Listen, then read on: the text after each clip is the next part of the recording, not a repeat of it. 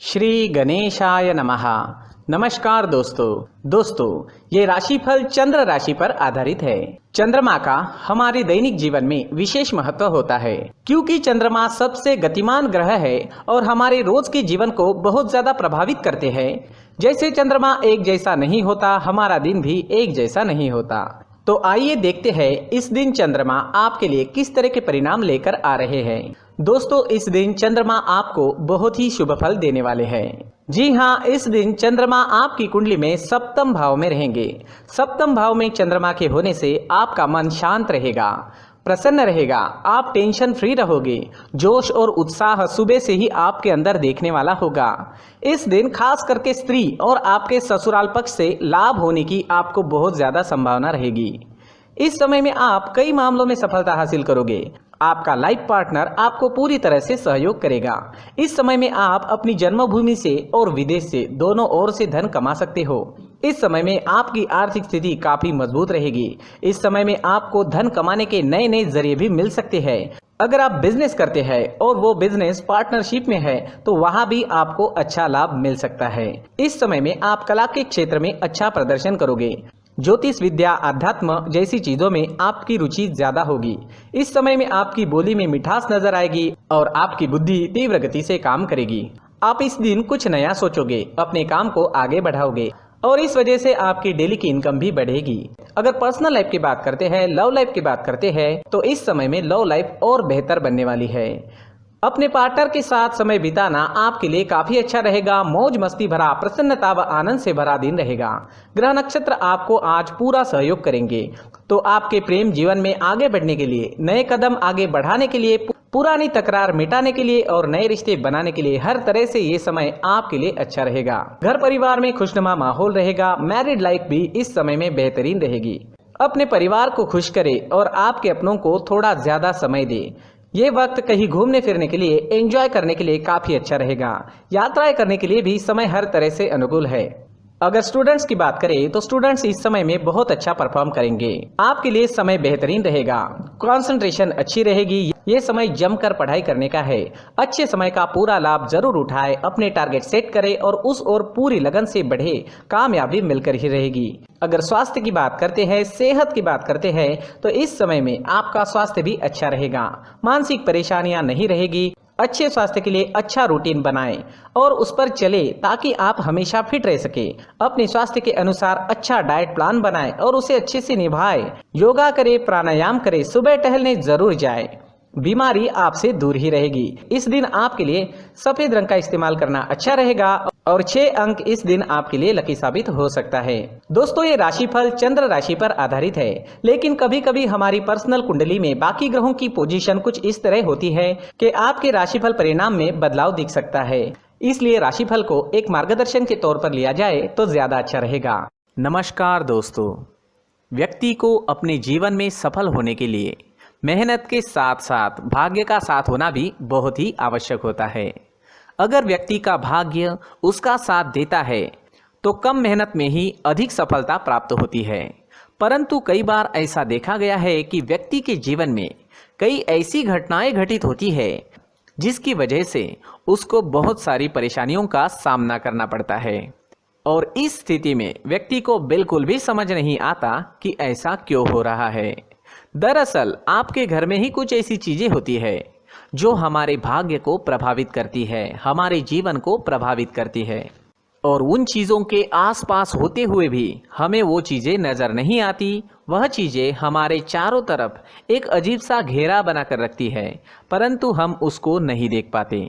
इन चीज़ों से हमारे घर में और हमारे जीवन में नकारात्मकता फैलती है, जिसकी वजह से हमें नुकसान उठाना पड़ता है, जिसकी वजह से हमें भारी नुकसान उठाना पड़ता है। हम पूरी तरह से कंगाल हो सकते हैं। अगर आप कहीं बाहर से आते हैं और अपने जूते चप्पल इधर उधर कहीं भी उतार देते हैं तो ये अशुभ होता है, क्योंकि इधर उधर जूते चप्पल उतारने की आदत की वजह से आपको अपने जीवन में आगे बढ़ने में रुकावटें उत्पन्न होती है।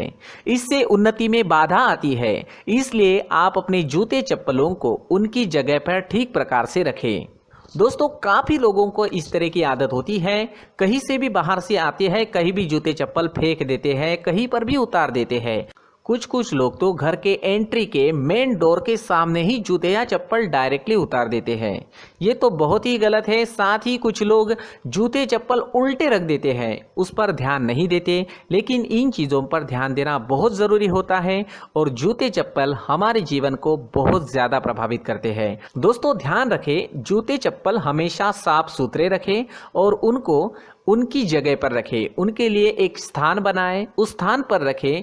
अगर कोई व्यवस्था उनके लिए की है तो बहुत ही अच्छी बात है, वहां पर उन्हें रखें। साफ सुथरा रखें। जूते चप्पलों को उनकी जगह पर कुछ इस तरह से रखें कि वो देखने में भी अच्छी लगे।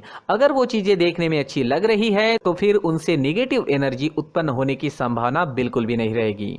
तो दोस्तों इस बात का ध्यान जरूर रखें। साथ ही दोस्तों एक और बात है जिस पर आपको ध्यान देना बहुत जरूरी होता है।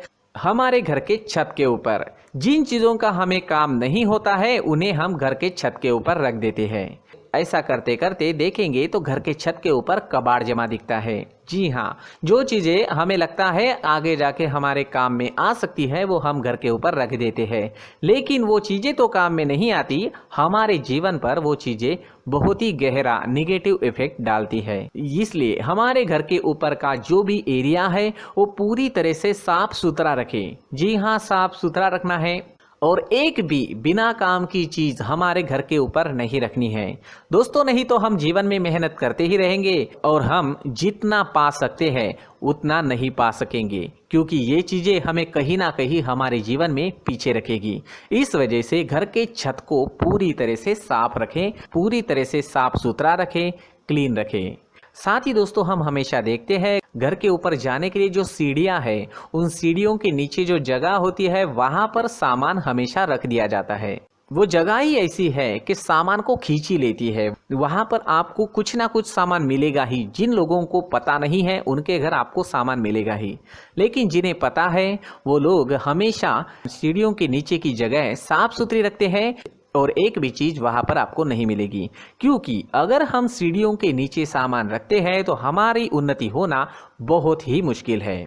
जी हाँ, सीढ़ियों के नीचे कूड़ा कचरा कबाड़ अगर हम जमा करके रखते हैं, कोई भी सामान रख देते हैं, तो उस वजह से माँ लक्ष्मी हम पर प्रसन्न नहीं होती। माँ लक्ष्मी हमारे घर में आने की संभावना बहुत ज़्यादा कम हो जाती है। तो दोस्तों इन चीज़ों पर ध्यान रखें। हमारे घर की जो सीढ़ियाँ होती है उनके नीचे की जगह हमेशा साफ सुथरी रखें, क्लीन रखें।